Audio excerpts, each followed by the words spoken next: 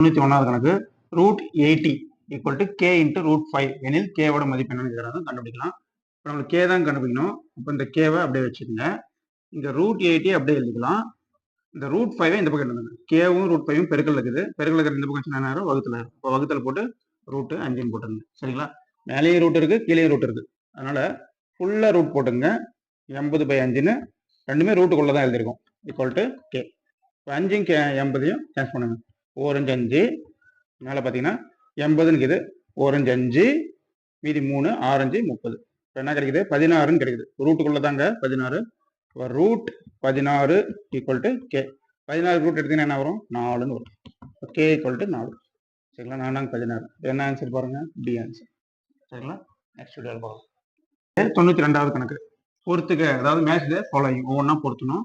சதுரத்தின் பரப்புன்னு கொடுத்துறாங்க. சதுரத்தின் பரப்பு என்னன்னு பாருங்க. சதுரத்தின் பரப்புன்னா பக்கம் இன்ட்டு பக்கம், அதான் ஃபார்முலா.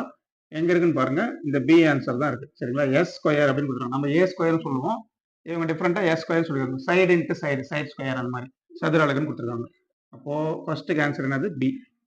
எக்ஸாம்பிள் இந்த மாதிரி மார்க் பண்ணீங்க, அப்பதான் கன்ஃபியூஸ் ஆகாது. சரிங்களா? அடுத்தது செவகத்தின் பரப்புன்னு இருக்குது. செவகத்தின் பரப்புன்னா என்ன வரும்? நீளம் இன்ட்டு அகலம், L into B, length into breadth. ஓகேங்களா? அடுத்தது முக்கோணத்தின் பரப்பு உங்களுக்கே தெரியும், ஆஃப் பி ஹெச். சரிங்களா? அரை இன்ட்டு அடிப்பக்கம் இன்ட்டு உயரம். முக்கோணத்தின் பரப்பு டி.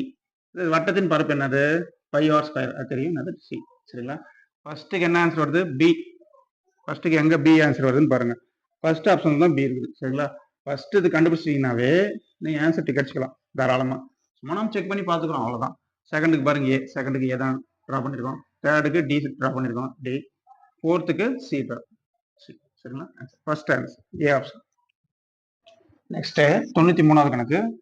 உயரம் 4 மீட்டர் மற்றும் அடிப்பரப்பு 500 சதுர மீட்டர் கொண்ட ஒரு உருளையின் கன அளவு காண்க அப்படின்னு கேட்குறாங்க. உயரம் வந்து 4 மீட்டர்னா அச்சு, அதான் வந்து 4 மீட்டர். அடிப்பரப்பு அப்படின்னு சொல்றாங்க. உருளையினுடைய அடிப்பரப்பு எப்படி இருக்கும்? வட்டமா இருக்கும். அப்போ இதுதான் வந்து என்னது? Pi r square. ஓகேங்களா? வட்டத்தின் பரப்பு என்னது? பை ஆர் ஸ்கொயர் தான். உருளையினுடைய அடிப்பரப்பு வட்டமா இருக்கும். சரி, உருளையின் கன அளவு காண்கன்னு கேட்குறாங்க. உருளையின் கன அளவு ஃபார்மா தெரியும், பை ஆர் ஸ்கொயர் அச்சு, இதுதான் உருளையின் கன அளவு. இப்போ பை ஆர் ஸ்கொயர் என்னன்னு தெரியும், கொடுத்துட்டோம். அடிப்பரப்பு பை ஆர் ஸ்கொயர் என்னன்னு கொடுத்துட்டோம்? 500 சதுர மீட்டர் கொடுத்துட்டோம். அப்போ இந்த பை ஆர் ஸ்கொயருக்கு 500 அப்ளை பண்ணிடுங்க. ஓகேங்களா? அச்சும் கொடுத்துட்டோம், உயரம் 4. இந்த 4 அப்ளை பண்ணுங்க. ரெண்டுத்தையும் பெருங்க. 0 0 5 20. சரிங்களா? அப்போ 2000 வருது. இங்கே ஆன்சர் இங்கே தான் 2000. கண்டிப்பாக மீட்டர் கியூப்னு இருக்கணும், ஏன்னா கன அளவுனாவே கியூப் வரணும். அந்த ஆன்சர் தான். சரிங்களா? நெக்ஸ்ட் வீடியோவில் பார்க்கலாம். நெக்ஸ்ட் நம்ம இரு எண்களின் சராசரி எம், ஒரு எண் என் எனில் மற்றொரு எண் என்னன்னு கேட்குறாங்க. இரு எண்களின் சராசரி எம்னு கொடுத்துக்கிறாங்க. இரு எண்களின் சராசரினாவே ரெண்டுத்தையும் கூட்டி 2ஆல வகுக்கணும். அதாவது எக்ஸ் ஒய்ன்னு வச்சுக்கலாம். சரிங்களா? சரி கொடுத்துறாங்க. அதனால ரெண்டு நம்பரையும் கூட்டி எக்ஸ் பிளஸ் ஒய் 2ஆல வகுக்கிறோம். அந்த சராசரி எம்னு கொடுத்துட்டோம். இப்போ சராசரி எவ்வளோ? Equal to M. ஒரு எண் என்னன்னு கொடுத்துட்டோம். இது ரெண்டுத்துல ஒரு நம்பர் வந்து என்னது? என் எனில் மற்றொரு எண் என்னன்னு கேட்குறாங்க. அந்த ஒரு எண் என்னன்னு கொடுத்துட்டான்னா அப்போ இந்த ஒய் எடுத்துட்டு என்னன்னு எடுத்துங்க. சரிங்களா? எக்ஸ் கூட என்னன்னு வச்சுக்கலாம், ஒய் அப்படி கூட வச்சுக்கலாம், நம்ம இருக்கணும். இப்போ மற்றொரு எண் என்னன்னு கேட்குறாங்க. இந்த எக்ஸ் என்னன்னு கண்டுபிடிக்கலாம். இப்போ எக்ஸ் பிளஸ் என் அப்படி ஆகிட்டோம். மேலே இந்த எம் இருக்கு, இங்க வகுத்துல இருக்கிற ரெண்டு அந்த கொஸ்டின் என்ன பெருக்கலாம். இந்த 2 இங்க வந்துருது. அப்போ என்ன வரும்? 2mன்னு ஆயிரும். ஓகேங்களா? அப்போ X equal to 2m plus என்ன ஆன்சர் போச்சுன்னா மைனஸ் என். ஓகேங்களா? இப்போ மற்றொரு எஸ் X equal to 2m minus N. என்ன ஆன்சர்? D answer. ஓகேங்களா? 95வது கணக்கு. ஒரு நாற்கரத்தில் உள்ள கோணங்களின் விகிதம் 1:2:3:4 எனில் நாற்கரத்தில் உள்ள மிகப்பெரிய கோணம் எது அப்படின்னு கேட்குறாங்க, கண்டுபிடிக்கலாம். இப்போ நாற்கரத்தில் உள்ள கோணம் வந்து இந்த ரேஷியோல இருக்குதுன்னு சொல்லிட்டாங்க. அப்போ நம்ம என்ன எடுத்துக்கிறோம்னா, ஒரு நாற்கரத்தை பொறுத்த வரைக்கும் பார்த்தீங்கன்னா 4 கோணங்களையும் கூட்டினோம்னா நம்மளுக்கு 360 டிகிரி வரும். சரிங்களா? இப்போ அந்த 4 கோணமும் என்ன ரேஷியோல இருக்குதுன்னு கொடுத்துட்டாங்க. அப்போ அந்த 4த்தையும் கூட்டினோம்னா 360 வரணும். சரிங்களா? ரேஷியோல இருக்கிறதுனால எல்லாத்துலையும் ஒரு எக்ஸ் சேர்த்துக்கிறீங்க. இப்போ 1x பிளஸ் அடுத்தது 2x அப்புறம் 3x பிளஸ் 4x, 4த்துக்கும் எக்ஸ் சேர்த்து பிளஸ் போட்டுறீங்க. ஈக்குவல் என்ன வரும்? நம்மளுக்கு 360 டிகிரி வரும். சரிங்களா? சரி, கூட்டுங்க பார்க்கலாம். 4 3 7 9 10. 10x ஈக்குவல் டு என்னது? 360. அப்போ எக்ஸ் ஈக்குவல் டு 360 பெருக்கல் 10 அந்த பக்கம் என்ன ஆயிரும்? வகுக்கல இதோட பை 10. ஒரு 0 கேன்சல் பண்ணிடணும். அப்போ எக்ஸோட மதிப்பு எவ்வளோ? 36. அவங்க என்ன கேட்குறாங்க? உள்ள மிகப்பெரிய கோணம் என்னன்னு கேட்குறாங்க. 4த்துல எது பெருசுன்னு கேட்குறாங்க. அதாவது ரேஷியோ 4ன்றது தான் பெருசா இருக்கும் கண்டிப்பா. அப்போ என்னது 4x தான் நம்ம எடுத்துருக்கோம். therefore 4x தான். அப்போ 4 இன்ட்டு x பதில் என்ன அப்ளை பண்ண போறோம் 36. இப்போ 4 36 பெருக்குங்க. 6 24 4 மீதி 2 144 டிகிரி. டி ஆன்சர் தான். சரிங்களா, இதுதான் மிகப்பெரிய கோணம் 144 டிகிரி. சரிங்களா, நெக்ஸ்ட் 96வது கணக்கு மதிப்பு காண்க அப்படின்னு கொடுத்துருக்காங்க. 48 square minus 2 square divide by 46 என்ன மதிப்புன்னு கேட்குறாங்க, கண்டுபிடிக்கலாம். மேலே பார்த்தீங்கன்னா A square minus B square அந்த ஃபார்முலாவில் தான் இருக்குது. உங்களுக்கு ஏற்கனவே நான் நடத்திருக்கேன் அந்த formula. A square minus B ஸ்கொயர்னா A plus B into A minus B தான் ஃபார்முலா. ஓகேங்களா, அப்போ இந்த ஃபார்முலா இங்கே மேலே மட்டும் அப்ளை பண்ணுறீங்க. அது அப்போ என்ன வரும், A plus B A minus B. 48 square minus 2 square இருக்குது 48 ப்ளஸ் 2 1, அப்புறம் 48 மைனஸ் 2 1. சரிங்களா, 48 ப்ளஸ் 2 1, 48 மைனஸ் 2 1 ஸ்கொயர் இல்லாமல் எழுதணும். டிவைடட் பை கீழே என்ன ஆகுது 46. ஓகேங்களா, நெக்ஸ்ட் 48 ப்ளஸ் 2 50 50 இன்ட்டு 48 மைனஸ் 2னா 46 வகுத்தல் கீழே என்ன ஆகுது 46. ஓகேங்களா, 46 46 கேன்சல் பண்ணிடுங்க. ஆன்சர் என்ன வரும் 50.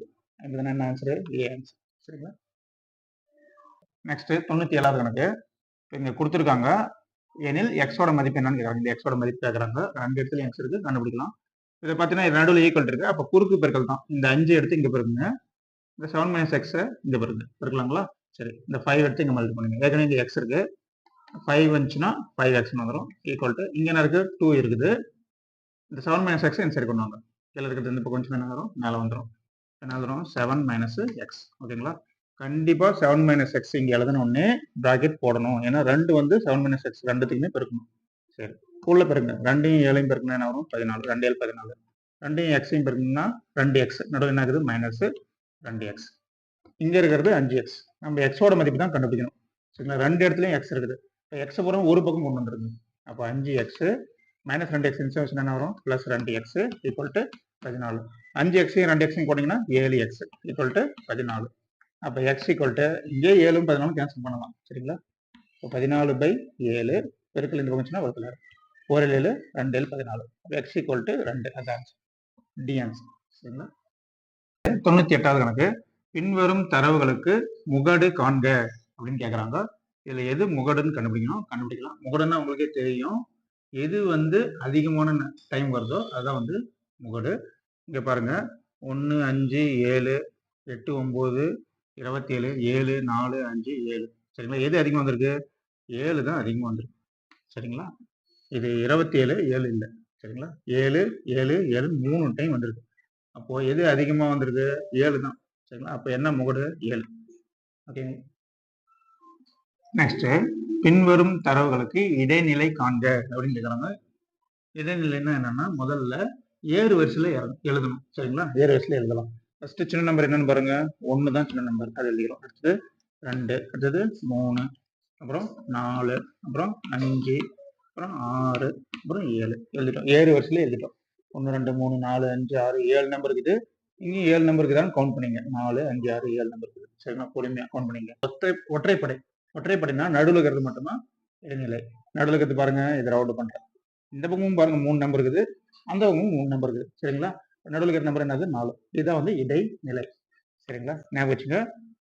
நெக்ஸ்ட் 100வது கொஸ்டின். பின்வரும் தரவுகளுக்கு இடைநிலை காண்க அப்படின்னு கேட்குறாங்க.